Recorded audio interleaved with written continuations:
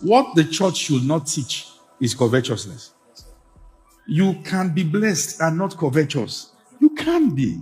God wants his children to be blessed. He wants you to walk in the blessing. But you will hate it when you see videos of someone manipulating the members. And in your anger towards such, you now say, all these liars. You generalize. And when they begin to talk about a subject that is your own inheritance, what happens? You are triggered.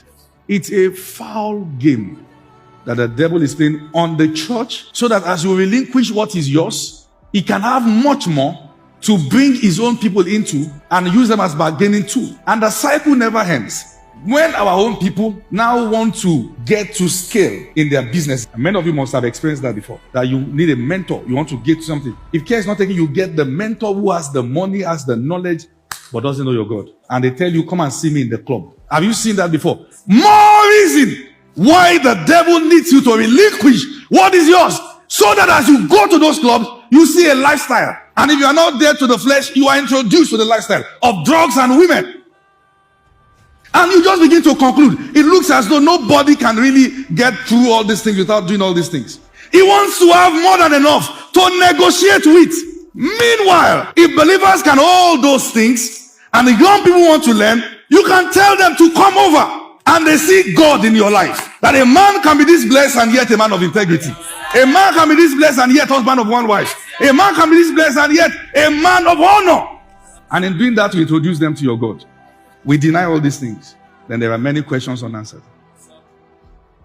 Many began smoking for the first time because they met a mentor who is smoking. Many began taking crack and all those things because someone who had the cash invited them to places. Who is that mentor who began to show you that there's nothing really wrong with having your wife at home and many other girlfriends? Who did you see? Who did you meet? Who told you that? Who told you through his life that once you are rich at this level, it's okay to come back home by 1 a.m.? Where did you see it? What changed?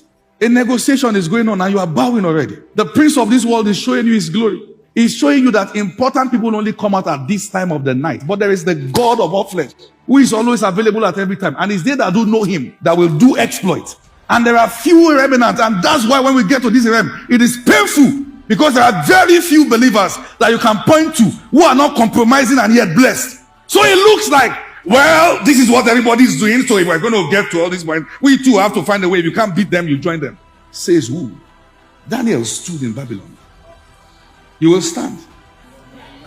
Many of you in the marketplace, you've got to understand that you have a very serious battle to fight. Because a generation will come searching for your kind who survive what you are trying to survive. When they see that you survive it, they will be able to grab themselves to you. The fact that you are finding few mentors you can trust and, hang around shows you that you have to become what you didn't get. Yes, sir. You have to. That you can be young, blessed, and have a prayer life. You have to. You have to fight. So that the next generation is not convinced that when it comes to this material blessing, you have to compromise and break principles. You have to be living in sin. No! I understand the loneliness. I understand the fact that sometimes you need people who are in that field, who understand the dynamics. I get it. But sometimes you are what you are looking for.